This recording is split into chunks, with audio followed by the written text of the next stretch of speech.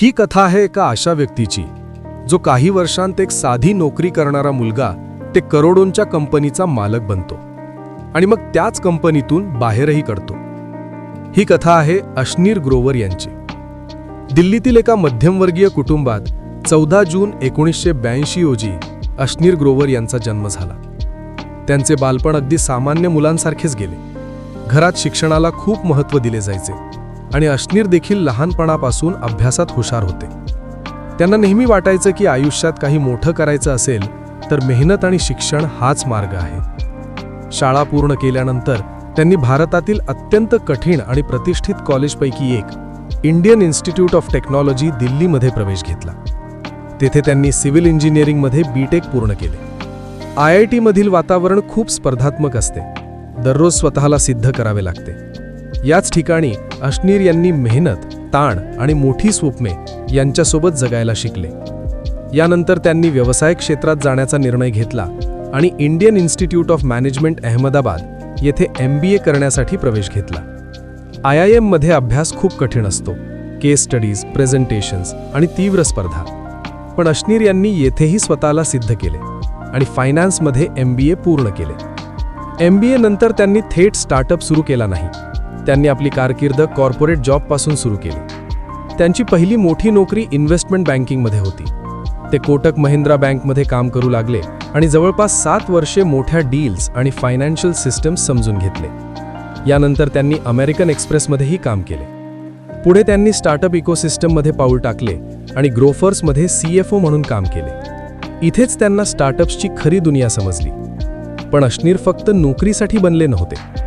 त्यांच्या मनात नेहमी काहीतरी मोठं करण्याचा विचार असायचा। त्यांना वाटत होतं की भारतात डिजिटल पेमेंट्सचे भवितव्य खूप मोठं आहे, विशेषतः छोट्या दुकानदारांसाठी। 2018 मध्ये त्यांनी मोठा निर्णय घेतला। त्यांनी शश्वत नकरानी यांच्यासोबत मिळून भारत पे ही फिनटेक कंपनी सुरू केली। त्यावेळी भारतात UPI पेमेंट्स वेगाने वाढत होते, पण छोट्या दुकानदारांसाठी पेमेंट स्वीकारणे अजूनही कठीण होते। भारत पेने ही समस्या सोप्या पद्धतीने सोडवली। एक QR कोड ज्याद्वारे विविध UPI ॲप्समधून पेमेंट स्वीकारता येत होते। हळूहळू हजारो दुकानदार या प्लॅटफॉर्मशी जोडले गेले। स्टार्टअप जगात ग्रोथ खूप वेगाने होते। जर आयडिया योग्य असेल आणि एक्झिक्युशन मजबूत असेल तर काही वर्षांतच कंपनी मोठी होऊ शकते।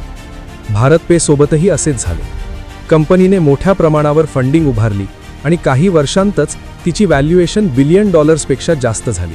ती एक युनिकॉर्न बनली। आता अश्नीर ग्रोवर भारताच्या स्टार्टअप इकोसिस्टममधील एक मोठं नाव झाले होते। पण त्यांची खरी ओळख तेव्हा झाली जेव्हा ते टीव्हीवर आले। 2021 मध्ये शार्क टँक इंडिया हा बिझनेस रियालिटी शो सुरू झाला।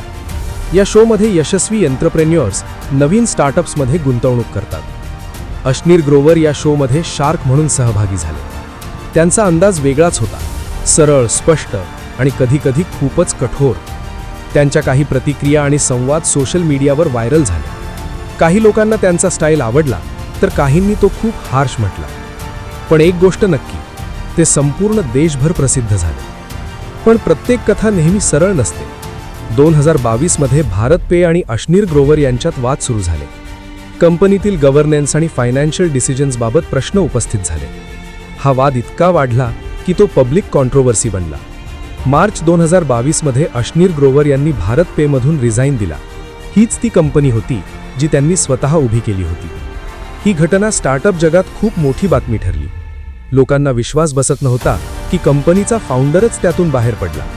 पण अश्नीर इथे थांबले नाहीत। यानंतर त्यांनी आपल्या अनुभवांवर आधारित दोघलापन ही पुस्तकं लिहिली, ज्यामध्ये त्यांनी आपल्या करिअर, स्टार्टअप जर्नी आणि कॉन्ट्रोवर्सीजबद्दल स्पष्टपणे मांडणी केली। त्यानंतर त्यांनी थर्ड युनिकॉर्न ही नवीन कंपनी सुरू केली आणि नवीन व्हेंचर्सवर काम सुरू केले। अश्नीर ग्रोवर यांची कथा आपल्याला एक महत्त्वाचा धडा देते।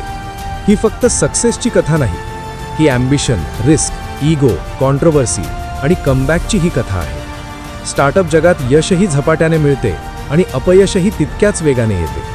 पण जे लोक पडून पुन्हा उभे राहतात तेच खरे एंटरप्रेन्युअर्स असतात। आणि कदाचित म्हणूनच आजही भारताच्या स्टार्टअप इकोसिस्टमबद्दल बोलताना अश्नीर ग्रोवर यांचे नाव नक्की घेतले जाते।